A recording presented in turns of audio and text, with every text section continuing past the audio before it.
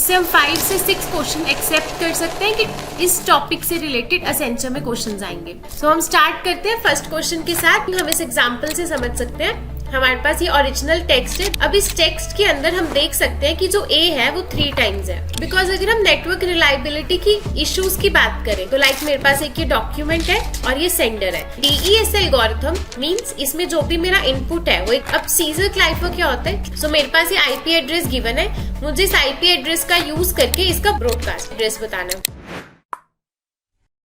Hi everyone, सो कैसे आप सब? I hope you all are doing well. I am Itika, instructor at Campus monk.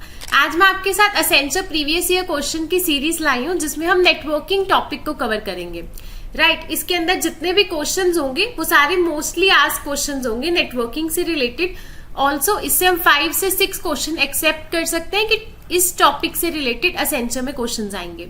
Right, और अगर हम मोस्टली आस्क क्वेश्चंस पे जा रहे हैं तो इट डजंट मीन कि हम सिर्फ MCQs करेंगे, साथ साथ हम अपने कंसेप्ट्स को भी कवर करेंगे ताकि इससे रिलेटेड अगर कोई क्वेश्चन आता है तो आप उसको भी टैकल कर पाए एग्जाम में। राइट, सो हम स्टार्ट करते हैं फर्स्ट क्वेश्चन के साथ। I am giving you 10 second to answer this question.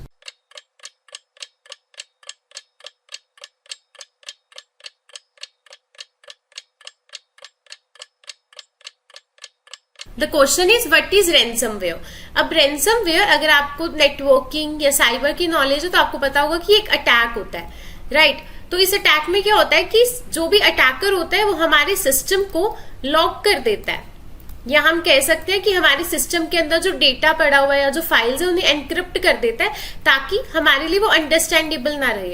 And उसको लॉक करने के बाद अगर हम चाहते हैं कि हम उसे एक्सेस कर पाए तो उसके लिए कुछ मनी या फिर कुछ पेमेंट वो हमसे लेता है एज एन फ्रॉड। राइट, तो इसीलिए इसका राइट ऑप्शन होगा it is a software that hijack your computer and ask you to pay in order for it to be remove. So this is ransomware attack. This is the next question. Again you have 10 second to answer this question.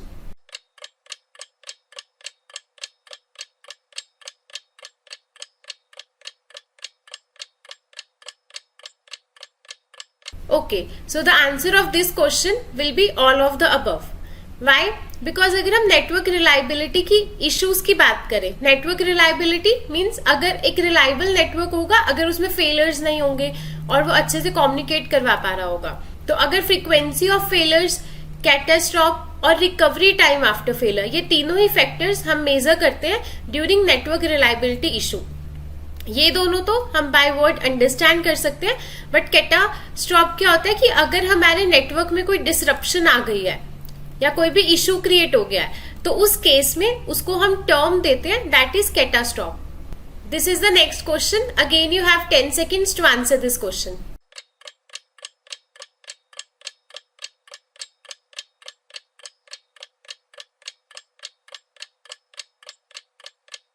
Okay, so the question is a digital signature scheme consists of which of the following typical algorithm?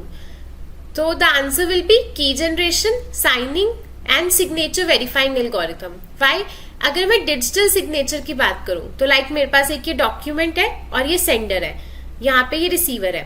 Document के साथ एक की generate होती है जिस की help से इस डॉक्यूमेंट को एनक्रिप्ट कर दिया जाता है, यानी कि साइन कर दिया जाता है। राइट, और फिर ये साइन डॉक्यूमेंट रिसीवर साइड पे जाता है एंड रिसीवर साइड इसे वेरीफाई करता है कि क्या ये एकदम सही है, इसमें ऑथेंटिकेशन, ऑथराइजेशन और पूरी भी जो हमारी नेटवर्किंग के प्रोटोकॉल्स हैं वो फुलफिल हो रहे हैं। देन वेरीफाई करने के बाद वो रिसीवर को मिल जाती है। सो यहाँ पे हम देख सकते हैं कि पहले एक रैंडम की जनरेट होगी तो उसके लिए की जनरेशन एल्गोरिथम यूज होती है, देन उसको हम एनक्रिप्ट करते हैं एंड हमारे डेटा को साइन कर देते हैं, तो वो साइनिंग एल्गोरिथम होगी। देन रिसीवर एंड पे हम वेरीफाई करते हैं सिग्नेचर को, so signature verifying algorithm use होगी। So this is complete digital signature. Again question number 4, you have 10 second to answer this question.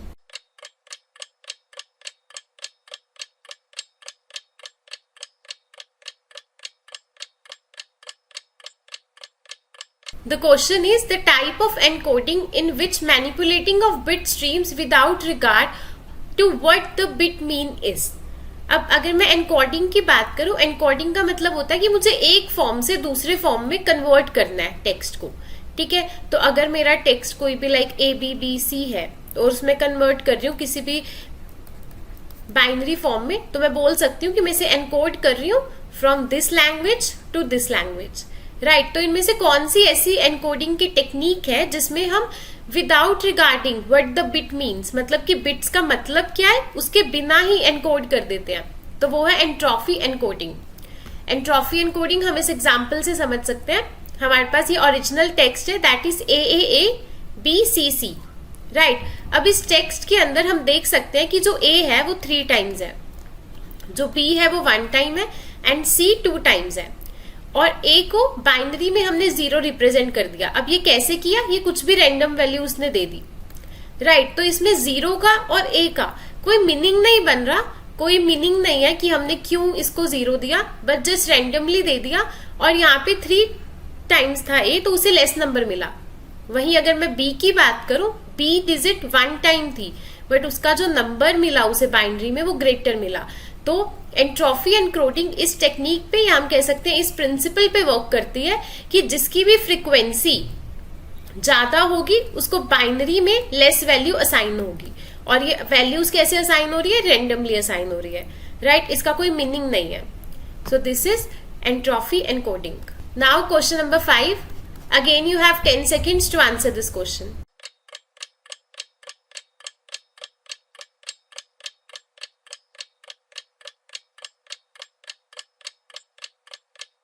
The protocol used to provide security to email, right? अब अगर मुझे emails को security provide करनी है तो उसके लिए हम PGP प्रोटोकॉल का यूज करते हैं, जिसकी फुल फॉर्म है Pretty Good Privacy, that is Pretty Good Privacy।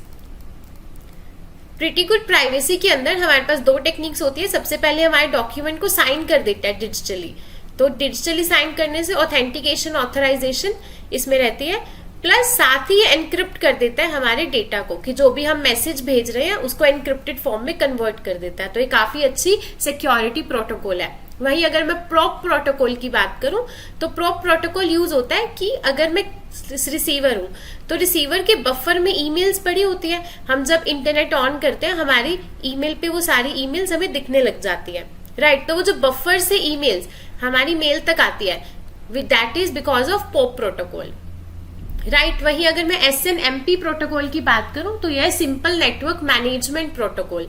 जैसे मैंने बोला नेटवर्क, सो नेटवर्क के अंदर कोई इश्यूज नहीं है, नेटवर्क को मॉनिटर करना, ये सब रिस्पॉन्सिबिलिटीज होती है SNMP प्रोटोकॉल की।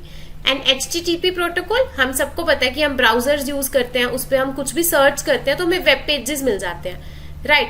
तो वो जो वेब पेजेस ब्राउजर लेके आता है, that because of HTTP protocol. So हमने ये सारे प्रोटोकॉल्स के बारे में पढ़ा। इससे किसी भी प्रोटोकॉल पे आपसे क्वेश्चन पुट किया जा सकता है, तो आपको बेसिक सबके बारे में पता होना चाहिए। Now question number 6, again you have 10 seconds to answer this question.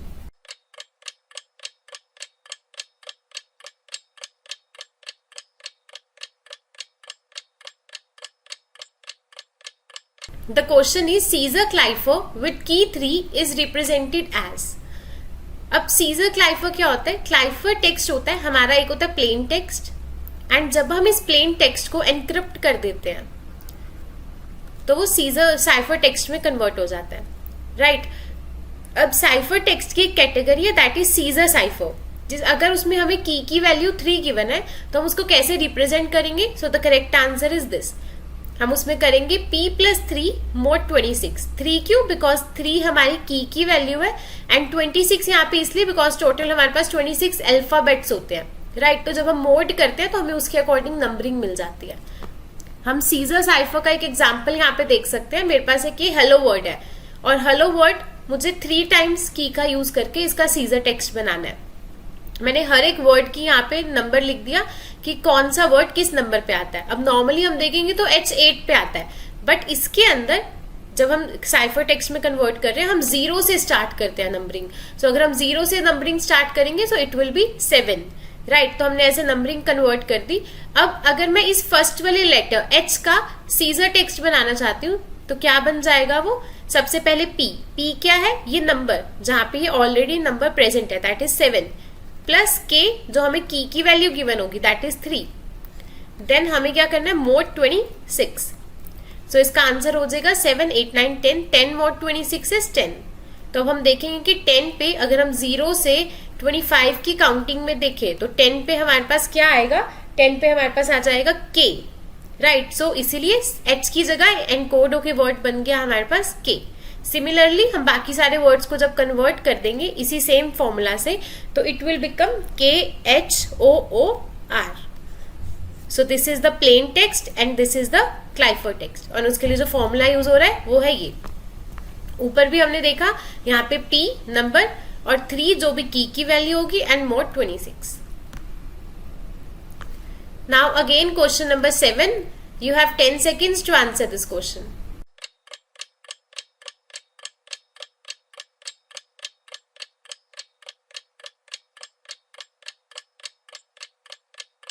Okay, so the number of round in data encryption standard algorithm.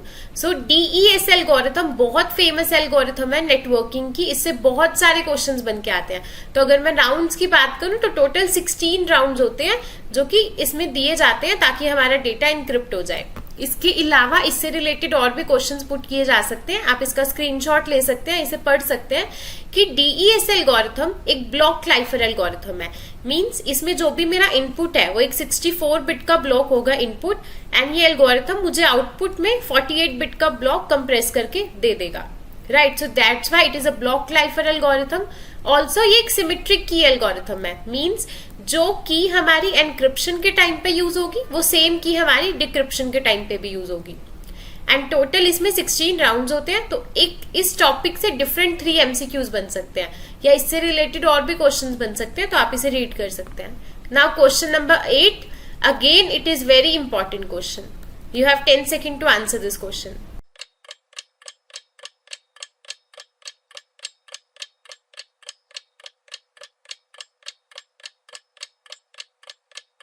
Okay, so the question is, assume that source and destination are connected through an intermediate router R. How many times a packet has to visit the network layer and data link layer during a transmission from S to D? तो इसको हम एक example से समझते हैं। जैसे ये हमारे पास एक डायग्राम बना हुआ है जिसमें ये सेंडर है और ये रिसीवर है, और साथ में ये मिडल में राउटर है, राइट। अब सेंडर से अगर कोई मैसेज रिसीवर पे जा रहा है तो वो TCP/IP प्रोटोकॉल के थ्रू जाएगा। सो TCP/IP की 5 लेयर्स है एंड सिमिलरली रिसीवर एंड पे भी है। अगर मैं एक राउटर की बात करूं तो राउटर के पास टोटल 3 लेयर्स होती है, network layer, data link layer and physical layer, right.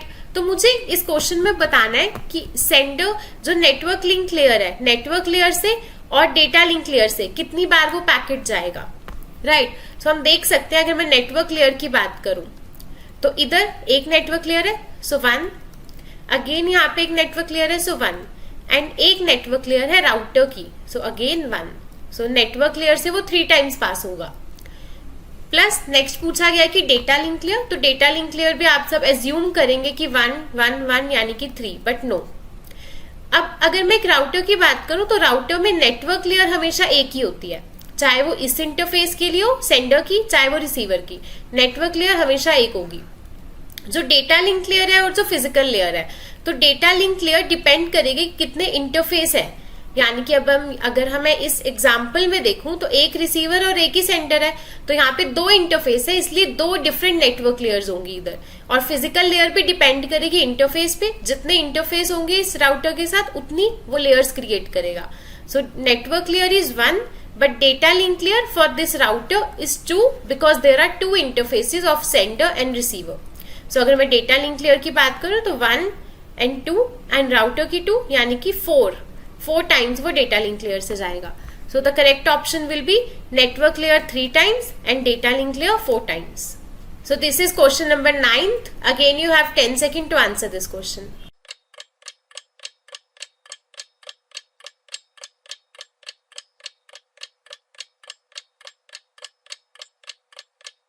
Okay, so the question is, which of the following protocol is an application layer protocol that establish, manage and terminate the multimedia sessions? So इसका answer होगा session initiation protocol, SIP protocol. SIP protocol क्या करता है कि अगर late से अगर मैं आपको एक एग्जांपल दूं, हम एक वीडियो कॉन्फ्रेंस पे है, तो वीडियो कॉन्फ्रेंस जब स्टार्ट हुई तो उसके कनेक्शन को एस्टेब्लिश करना, बीच में कम्युनिकेशन को मैनेज करना, प्लस जब वीडियो कॉन्फ्रेंस ऑफ हो जाए तो सेशन को टर्मिनेट करना, ये तीनों रिस्पॉन्सिबिलिटीज एक एसआईपी प्रोटोकॉल की होती है. सो this is the correct option. वहीं अगर मैं सेशन मेंटेनेंस प्रोटोकॉल की बात करूं तो वो सिर्फ सेशन को स्टार्ट करता है या फिर ऑफ करता है, बट बीच की जो मैनेजमेंट पार्ट होती है वो इसमें नहीं होती है.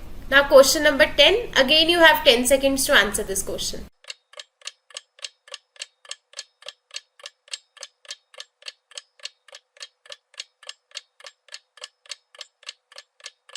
The question is, what is the size of total length filled in IPv4 datagram? So इसका करेक्ट ऑप्शन होगा 16 bits. अब आपको कैसे पता लगेगा कि कितनी लेंथ है? तो आप सबने अपने करिकुलम में कॉलेज में IPv4 का हेडर फॉर्मेट किया होगा, राइट? तो हमें ये हेडर फॉर्मेट की बिट्स एंड इसकी फील्ड्स याद होनी चाहिए. इससे रिलेटेड क्वेश्चंस भी काफी आते हैं. तो अगर मैं देखूं इस IPv4 हेडर के अंदर टोटल बिट्स 16 होती हैं, राइट? तो टोटल लेंथ की जो बिट्स है वो 16 है. That's why 16 is the right option. आप इसका स्क्रीनशॉट लेके बाकी सारी बिट्स को भी पढ़ सकते हैं कि कौन सी फील्ड की कितनी बिट्स होती हैं. Now question 11, again you have 10 seconds to answer this question.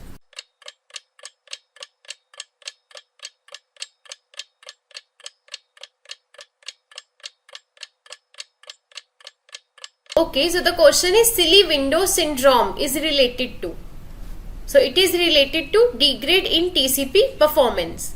अब मैं अगर सिली विंडो सिंड्रोम के बारे में आपको बताऊं तो यहाँ पे हमारा सेंडर है एंड यहाँ पे रिसीवर है. रिसीवर एंड पे यहाँ पे हमारे पास एक बफर क्रिएट होता है. इस बफर के अंदर सेंडर जो भी डेटा पैकेट सेंड कर रहा है, रिसीवर इस बफर में उन पैकेट्स को स्टोर करता है, राइट? अब एक यहाँ पे एक ऐसा केस आ जाता है जहां पे रिसीवर के बफर में लेस स्पेस होती है, जिसकी वजह से सेंडर को जो डेटा सेंड करना था वो बहुत छोटे छोटे अमाउंट्स में डेटा को सेंड करना होता है. लार्ज अमाउंट में डेटा को वो सेंड नहीं कर पाता, जिसकी वजह से हम कह सकते हैं कि जो नेटवर्क की बैंडविड्थ है वो वेस्ट हो रही है. बिकॉज इस नेटवर्क से जहां पे मैं काफी सारी बाइट्स का डेटा एक साथ भेज सकती थी, रिसीवर की बफर में स्पेस ना होने की वजह से मुझे वो डेटा बहुत स्मॉल अमाउंट में भेजना पड़ रहा है. So that is silly window syndrome. As the name suggest, silly window means जो विंडो है बफर की वो श्रिंक हो गई है और स्मॉल हो गई है. सो इसका रीजन क्या होता है कि जो हमारा TCP IP प्रोटोकॉल है जिसके थ्रू ये पूरा नेटवर्क की एस्टेब्लिशमेंट है उसमें कुछ प्रॉब्लम आ गई है, डिग्रेडेशन हो गई है, right? Again question number 12, you have 10 seconds to answer this question.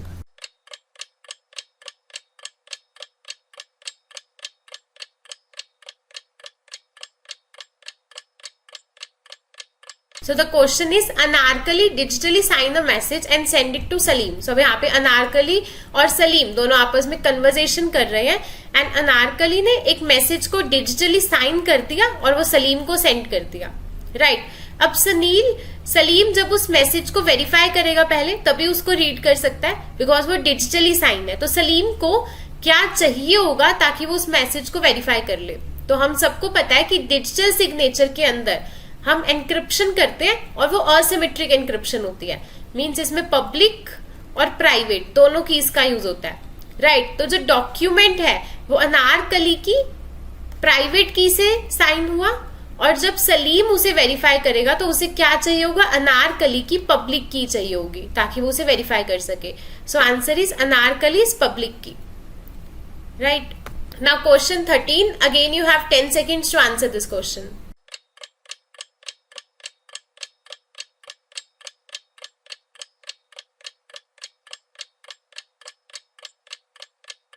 The question is, which type of virus attaches with exe file and the resulting infecting exe file attack other exe file and infect them? So that is parasitic virus. अब parasitic virus होते हैं जो कि हमारे files में आ जाते हैं, specially exe files में. अब एक वायरस है तो वायरस का नेचर क्या होता है कि अगर वो एक है तो वो बाकियों को भी इन्फेक्ट कर देता है जाके. तो सिमिलरली एक exe फाइल बाकी फाइल्स को भी डैमेज कर देती है, इन्फेक्ट कर देती है, राइट? वहीं अगर मैं बूट सेक्टर वायरस की बात करूं तो बूट सेक्टर यानी कि जब हम अपने कंप्यूटर सिस्टम को ऑन करते हैं तो उस टाइम पे जो सबसे पहला प्रोग्राम रन होता है वो होता है बूट वाला, बूट लोडर, राइट? सो उस प्रोग्राम हमारा हार्ड डिस्क में पड़ा होता है जो कि हमारी सेकेंडरी मेमोरी होती है. सो वहां पे इन्फेक्ट करता है बूट सेक्टर वायरस. एंड स्ट्रिटिन वायरस क्या करता है? हमारे एंटी वायरसेस को खत्म करने की कोशिश करता है. Memory resistance virus as the name suggest कि हमारी मेन मेमोरी यानी कि रैम के अंदर स्टे करता है या फिर हमारी मेमोरी के अंदर स्टे करता है, राइट। सो EXE फाइल पे इन्फेक्ट करता है parasitic virus. Now question number 14, again you have 10 seconds to answer this question.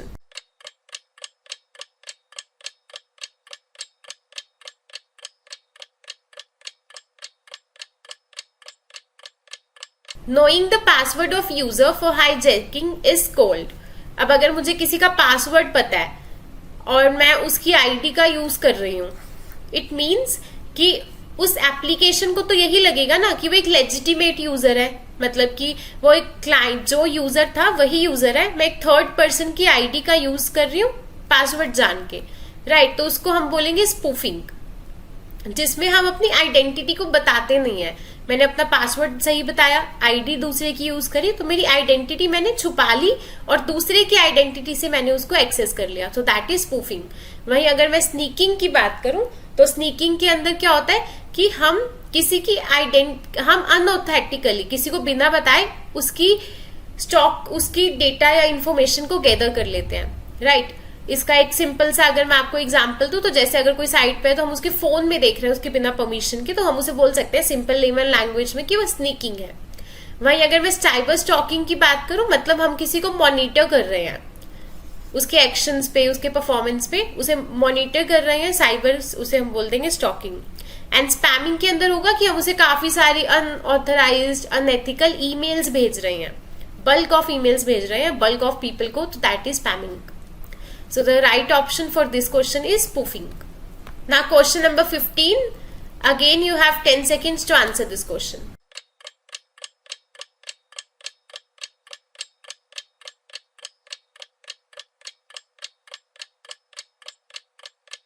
The question is which of the following statement is false? आप इसको रीड कीजिए और आपको यहाँ पे बताना होगा कि इन सब ऑप्शंस में से कौन सा ऑप्शन है जो कि फॉल्स है, मतलब इन 3 पॉइंट्स में से एक पॉइंट ऐसा होगा जो कि फॉल्स है या 2 पॉइंट हो सकते हैं जो फॉल्स है। Okay, so the question is a firewall act as a package filter inspecting all the packages entering the local network. तो ये बिल्कुल सही है, क्योंकि अगर एक नेटवर्क है मेरे पास, राइट, ये एक नेटवर्क है और ये हम कह सकते हैं दूसरा नेटवर्क है, तो इन दोनों नेटवर्क के बीच में एक फायरवॉल हम क्रिएट कर देते हैं जो कि जो भी इस बाहर वाले नेटवर्क से, पब्लिक नेटवर्क से प्राइवेट नेटवर्क के अंदर डेटा आ रहा है उसको चेक करता है, मॉनिटर करता है। वहीं अगर मैं असिमेट्रिक क्रिप्टोग्राफी की बात करूं तो उसमें ऑफकोर्स दोनों कीज यूज होती है, पब्लिक एंड प्राइवेट, सो ये भी करेक्ट है। Third option digital signature do not provide non repudiation, तो बिल्कुल भी सही नहीं है। Digital signature non repudiation provide करता है, तो यहाँ पे नॉट लिखा हुआ है मतलब ये गलत है। नॉन रेपुडिएशन का मतलब कि अगर सेंडर ने कोई डॉक्यूमेंट सेंड किया है तो वो ये नहीं कह सकता कि मैंने सेंड नहीं किया, उसे मानना ही पड़ेगा क्योंकि वो डिजिटली साइंड है, राइट। सो इसलिए सेकेंड ऑप्शन जो है वो फॉल्स है, अदरवाइज सारे सही है। अगेन ये मोस्ट इंपॉर्टेंट क्वेश्चन है, इसको जरूर आप करिए, ओके, और मुझे जरूर बताइएगा इसका आंसर मेरे बताने से पहले। So you have 10 seconds to answer this.